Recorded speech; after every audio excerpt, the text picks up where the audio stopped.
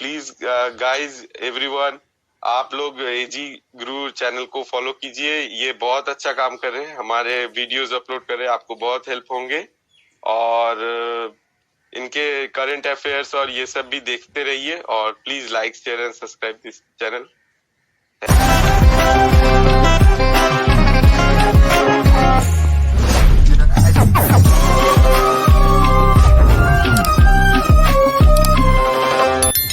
Hello दोस्तों, आप सबको स्वागत है आपके अपने एजुकेट चैनल में। मैं अंकित कुमार, इस चैनल का होस्ट और आप सबका दोस्त। मैं आपको बताना चाहता हूं कि हमने एग्रीकल्चर टॉपर्स के इंटरव्यू की सीरीज स्टार्ट की है और इसमें मैं ऑल इंडिया के टॉपर्स के इंटरव्यू ले रहा हूं लगातार। और इसी कड़ी में आज हमारे साथ है मिस्टर मनीष कुमार। ये वेस्ट बंगाल से, इन्होंने अपना यूजी UBKV वेस्ट बंगाल से किया है। अब अपनी PG की पढ़ाई IIRE न्यू दिल्ली से करेंगे। इन्होंने soil science ICJRF exam soil science के अंदर ऑल इंडिया रैंक 7 हासिल किया है और OBC कैटेगरी के अंदर ऑल इंडिया रैंक इनकी 2 है, यानी कि 2 है। और अब आज इनसे जानेंगे कि इन्होंने कौन सी बुक्स पढ़ी थी, क्या प्रिपरेशन स्टडीज थी, कितने टाइम पढ़ते थे। पूरा A to Z इन्फॉर्मेशन आपको इस वीडियो को पूरा देखने के बाद मिल जाएगी। अगर आप सोइल साइंस JRF की प्रिपरेशन करना चाहते हैं तो इस वीडियो को पूरा लास्ट तक जरूर देखिएगा। और चैनल पर नए हैं तो एजी गुरु यूट्यूब चैनल को सब्सक्राइब कर लीजिए और बेल आइकन को ऑन कर लीजिए, ताकि आप agriculture exam, job, interview update, scholarship सभी से रिलेटेड आपको लेटेस्ट अपडेट यहाँ पर मिलती रहे। चलिए स्टार्ट करते हैं। Many congratulation from my side and give me your introduction. Thank you sir. मेरा नाम मनीष कुमार है। मैं यूजी अपना कंप्लीट किया हूँ उत्तर बंग कृषि विश्वविद्यालय कुंडीबाड़ी कुचबिहार से। और JRF में मेरा रैंक था ऑल इंडिया रैंक 7th। मेरा कैटेगरी रैंक 2nd था। और अभी करेंटली मैं IIRI न्यू दिल्ली में soil science and agricultural chemistry लेके मैंने पढ़ने का मेरे को उस चांस मिला है। ओके। आपने किस सेमेस्टर से इसका प्रिपरेशन करना स्टार्ट कर दिया था? मैं थर्ड ईयर का जो 5th सेमेस्टर है, 5th सेमेस्टर से जनरल एग्रीकल्चर शुरू किया था सर। ओके। और उसके बाद कंटिन्यू था। और आप कितना टाइम पढ़ते थे, कितना घंटे? सर ऐसा तो जब पहले तो सर थर्ड ईयर के टाइम पैंडेमिक नहीं था, तो बैलेंस करना पड़ता था, मतलब क्लास भी और ये तो स्टार्टिंग में तो सर वही जनरल एग्रीकल्चर कभी आधा घंटा हो गया, ये कभी 1 घंटा हो गया। और फिर जब हम लोग का वो पैंडेमिक के समय आया तो हम लोग को थोड़ा टाइम मिल गया था, मतलब क्लासेस का मतलब उतना रेगुलर क्लासेस नहीं हो रहा था, तो थोड़ा टाइम ज्यादा मिलता था, 2 घंटा। फिर वो धीरे धीरे 4th ईयर में आते आते बढ़ के 3 घंटा ऐसा बढ़ गया। मतलब ऐसा कोई फिक्स टाइम नहीं था कि हाँ 8 घंटा या 6 घंटा, ऐसा कुछ नहीं था सर। बस जब समय मिलता था तो मतलब एक रेगुलरिटी मेंटेन करना पड़ता है। तो मतलब आप रोज पढ़िए, पर पढ़िए, मतलब 2 घंटा 3 घंटा भी पढ़िएगा तो आपका जो बल्क सिलेबस है वो धीरे धीरे कंप्लीट होते रहे। ओके। आपने सिर्फ सेल्फ स्टडी की थी या कोई कोचिंग ज्वाइन की थी, ऑनलाइन ऑफलाइन? सर कोचिंग तो नहीं, सेल्फ स्टडी। और हम लोग के सीनियर्स हम लोग का एग्जाम टेस्ट ये सब लेते रहते थे, या कुछ कॉन्सेप्ट में प्रॉब्लम हुआ तो हम सीनियर को फोन कर लिए, भैया लोग हम लोग को पूरा अच्छे से समझा देते थे। तो सर सेल्फ स्टडी और सीनियर सेल्फ ये बहुत क्रूशियल रहता है। और सर पैंडेमिक के समय हम लोग को कोई आइडिया नहीं था, हम लोग हॉस्टल में भी नहीं थे, तो भैया लोग को जब भी फोन करते थे तो भैया लोग एकदम हम लोग को फोन उठा भी लेते थे और कॉन्सेप्ट भी अच्छे से समझा देते थे। सर सीनियर लोग को मेनी थैंक्स बोलना चाहूंगा। ओके। सीनियर की बहुत हेल्प मिलती है। अब आप बता दीजिए, मेन एग्जाम आपने किस तरह हैंडल किया, कितने क्वेश्चन रहते हैं, आपका कितना स्कोर रहा, आपने कितने राउंड में किया, क्या नेगेटिव मार्किंग, आप कैसे बचे हैं और क्या पैटर्न रहता है, सब कुछ बता दीजिए। सर ऐसे 120 क्वेश्चंस अभी NTA देता है और 2 आवर्स टाइम रहता है। तो सर मेरा 3 राउंड हुआ था। फर्स्ट राउंड में तो जो बहुत इजी क्वेश्चन रहता है वो पहले कर लिए, मतलब जिसमें मेरे को पता है कि 100% ये होगा ही आंसर, वो सब पहले कर लिए। About 1 hour 50 minutes first round. फिर सेकेंड राउंड जो छूट गया या रिव्यू के लिए जो क्वेश्चंस रखे हैं उनको देख ली, जो 50-60% चांस है करेक्ट होने का, थोड़ा रिस्क लेना पड़ता है। तो 30-35 मिनट्स में सेकेंड राउंड भी हो गया और थर्ड राउंड बाकी समय जस्ट रिवीजन। मतलब अगर और थोड़ा रिस्क लिया जा सके, मतलब एक टारगेट होता है ना पेपर का लेवल, अगर इतना है तो एटलीस्ट 110 क्वेश्चन 112 क्वेश्चन करना है, तो वो टारगेट को मेंटेन करने के लिए वो थर्ड राउंड हाईली रिस्क वाला होता है। उसमें गलती भी बहुत हुई थी। मेरा ऐसे स्कोर 399 था और मैं क्वेश्चन अटेम्प्ट किया था 116 और शायद 13 रॉन्ग, मेरा नेगेटिव 13 हुआ सर, यही। ओके। और क्या पिछले ईयर से पेपर से कुछ रिपीट होते हैं क्या क्वेश्चन? सर कॉन्सेप्ट्स रिपीट होते हैं, पर एनटीए एग्जैक्ट क्वेश्चन तो रिपीट करना नहीं चाहता, वो थोड़ा घुमा ही देगा। और जब से एनटीए परीक्षा लेने शुरू किया है तो मेमोरी बेस्ड क्वेश्चन का क्वांटिटी बहुत कम कर दिया है और कॉन्सेप्चुअल क्वेश्चन का क्वांटिटी बहुत बढ़ा दिया। पर हाँ, एक लास्ट 10 इयर्स या लास्ट 15 इयर्स का कोई पेपर सॉल्व करता है तो एक अच्छा आइडिया हो जाता है कि वो पेपर मतलब एनटीए आपसे क्या पूछ सकता है और कहाँ से ज्यादा क्वेश्चन आता है। तो वो अभी भी ठीक ही है, लास्ट 10 इयर्स तो बहुत इंपॉर्टेंट है ही। ओके। और लास्ट 2 ईयर्स 2020 और 2021 के अंदर भी थोड़ा पैटर्न बदल दिया है एनटीए ने। मैंने बाकी एग्जाम का हाँ सर, हाँ हाँ।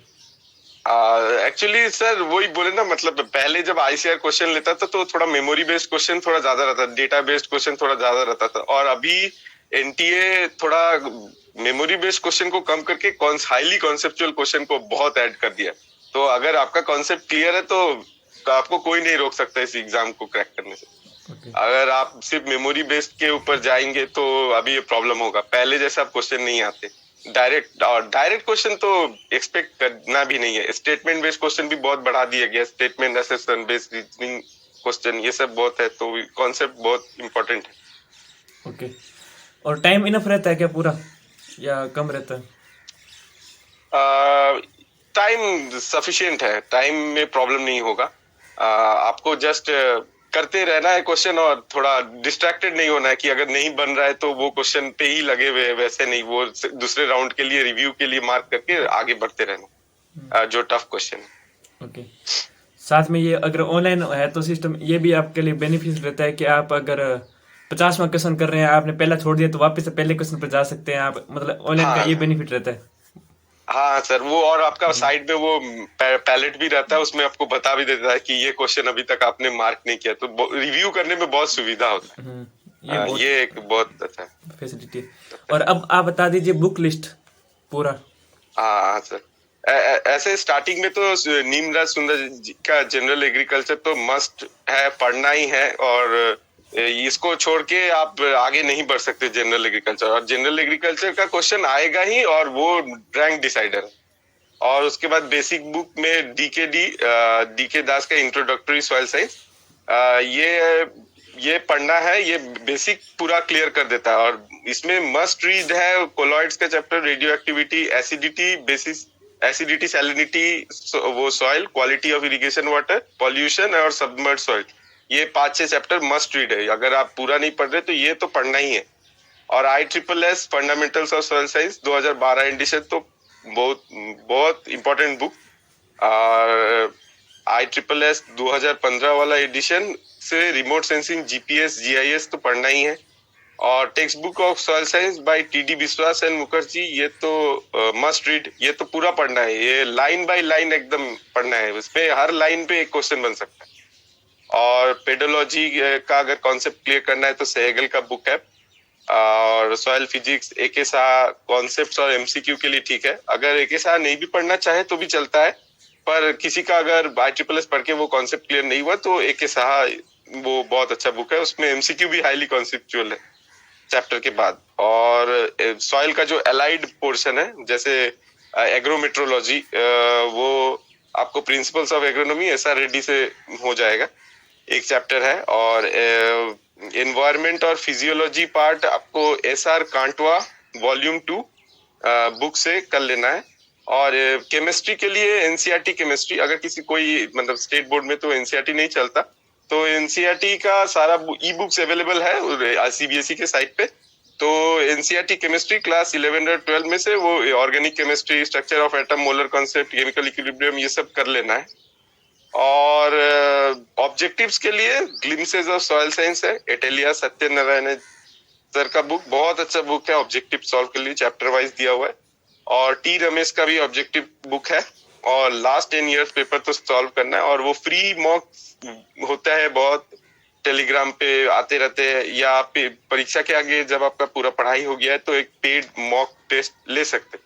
पर नहीं भी लेने से ऐसा कुछ ये नहीं है, पर ये glimpses of soil science objective book T Ramesh का और लास्ट 10 इयर्स पेपर बहुत ओके, वेरी तो नाइस सर ये बुक एक्सप्लेनेशन। का पूरा। बहुत अच्छा बताया आपने बुक्स के बारे में, क्योंकि बुक्स के बारे में कंफ्यूज रहता है कि कितनी बुक पढ़ने, कौन सी बुक्स पढ़ने। बहुत अच्छा बताया आपने। और नेक्स्ट क्वेश्चन मेरा ये है कि आपने हैंड रिटन नोट्स तैयार किए थे या सिर्फ बुक से ही पढ़े थे? सर बुक से ही पढ़े थे, पर कोई इंपॉर्टेंट लाइन हुआ तो बुक में ही वही हाईलाइट कर दिए, और रिवीजन में तब वो सुविधा होता था। ऐसे सर अलग से हैंड रिटन नोट तो नहीं बनाए। ओके।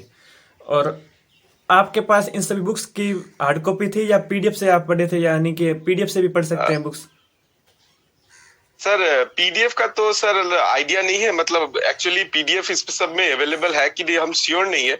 ऐसे हार्ड कॉपी था एक्चुअली। थर्ड ईयर जब हम लोग का पैंडेमिक शुरू हुआ तो एक्चुअली हम लोग लाइब्रेरी से ये सब बुक इश्यू कर लिए थे। और अगर अभी का जो सिचुएशन है, अभी सब बच्चे घर पे है, तो एक बार गूगल सर्च कर लेने से मेरे को लगता है मिल जाएगा बुक, क्योंकि टेलीग्राम में हम लोग ने देखा था बहुत सारे बुक ये सब सर्कुलेट कर रहे थे, के सा वगैरह वगैरह के बुक। अगर मुझे मिलेंगे तो मैं आपको फॉरवर्ड कर दूंगा वो हाँ। सारे लिंक्स। वैसे बुक्स तो मिल जाता है, लेकिन आपके अनुसार कौन सा अच्छा रहता है, पीडीएफ अच्छा रहता है या हार्ड कॉपी अच्छा रहता है, बताओ। Sir hard copy is best sir. Actually digitally अभी एक्चुअली हमारा जनरेशन डिजिटली उतना अकस्टम्ड नहीं है, तो हम लोग डिस्ट्रैक्टेड हो जाते हैं। फोन में पढ़ रहे, थोड़ा नोटिफिकेशन आया तो हम लोग डिस्ट्रैक्टेड। तो हम प्रेफर करेंगे हार्ड कॉपी, क्योंकि हम लोग वैसे ही पढ़े, हम लोग किताबों से ही पढ़ते आ रहे हैं क्लास 11-12। हम लोग को डिजिटली थोड़ा ज्यादा अभी चेंज हुआ, तो अभी हम लोग उतना अकस्टम्ड नहीं हो पाए। तो अगर ऐसे पर्सनल चॉइस है, अगर वो डिस्ट्रैक्टेड नहीं हो पा रहे तो वेल एंड गुड, पीडीएफ से भी पढ़ सकते। और साथ में अगर बुक्स की हार्ड कॉपी होता है तो उसके अनुसार अपने मन मर्जी से अपना इंपॉर्टेंट पॉइंट लिख सकते हैं, हाईलाइट कर सकते हैं, हाँ पूरा सर, कर और सकते उसमें हैं। भी मार्क कर सकते हैं आराम से, और तो और बार बार रिवीजन भी हो सकता है। जस्ट खोलना है बुक को और कुछ नहीं। ये तो ये एक बहुत बेनिफिट रहता है हार्ड कॉपी। तो आपने लास्ट 10 डेज में कैसे रिवाइजन किया था? सर लास्ट 10 डेज में थोड़ा वो करंट अफेयर्स का क्वेश्चन मैंने हमेशा आता नहीं है, मतलब कभी अगर आ गया तो थोड़ा करंट अफेयर्स देख लिए थे। वो मतलब memory based, mainly memory based, जो भी मतलब लास्ट मोमेंट में रिकलेक्ट करना है। ओके। और आपने खुद को मोटिवेट कैसे रखा? सर बीच में तो डिमोटिवेशन था ही, वो क्या होगा क्या नहीं होगा, हम लोग एक अनसर्टेनिटी में थे। फिर कॉलेज में रॉय भी चल रहा था, और रॉय के समय सर मतलब सिर्फ रॉय पे ही फोकस हो गया था, तो हम लोग को लग रहा था सिलेबस बहुत बड़ा है, सिलेबस छोटा नहीं है, तो हम लोग खत्म कर पाएंगे। तो उस टाइम थोड़ा डिमोटिवेट। तो फिर भैया लोग से बात किए तो भैया लोग बोले देखो अभी सॉइल साइंस लियो, कोई बात नहीं है, मतलब करना है बस। तो मेन सोर्स ऑफ मोटिवेशन तो सीनियर ही लोग थे। वो लोग हम लोग को पकड़ के रखते थे हमेशा, हर चैप्टर वाइज क्वेश्चन चलता था। वीकली हमेशा हम लोग को कॉल करके स्टेटस पूछते थे, क्वेश्चन भी पूछ लेते थे, डांटते भी थे अगर बदमाशी ज्यादा हो रहा था तो सर वैसे ही। और फिर जब भैया लोग भी बोलते थे कि जब चूज कियो तो सिंसियर रहो उस सब्जेक्ट पे। यही सब सर। ओके।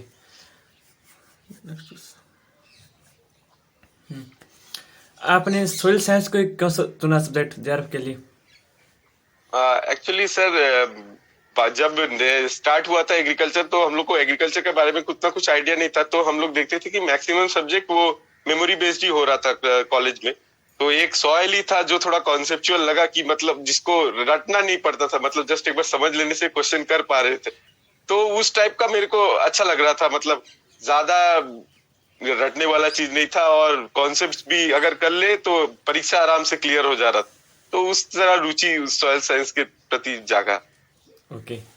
और टोटल कितनी सीटें होती है जेआरएफ के अंदर सोइल साइंस की? सर एमएससी में 3 कैंपस में soil science and agricultural chemistry के भर्ती होता है। तो आईआरआई मेन कैंपस मतलब न्यू दिल्ली में 7 सीट रहता है, आईआरआई झारखंड में 3 सीट रहता है, और आईआरआई असम में 2 सीट रहता है। ये मेन है सॉइल साइंस एंड एग्रीकल्चर। और एग्रीकल्चरल फिजिक्स सिर्फ आईआरआई न्यू दिल्ली में है, तो सर उसमें शायद 5 सीट रहता है। और एक इन्वायरमेंटल साइंस में भी शायद 5, और एग्रोमेट्रोलॉजी ये सब में कुछ कुछ रहता है सर, अभी रिकलेक्ट नहीं कर पा रहे। ओके।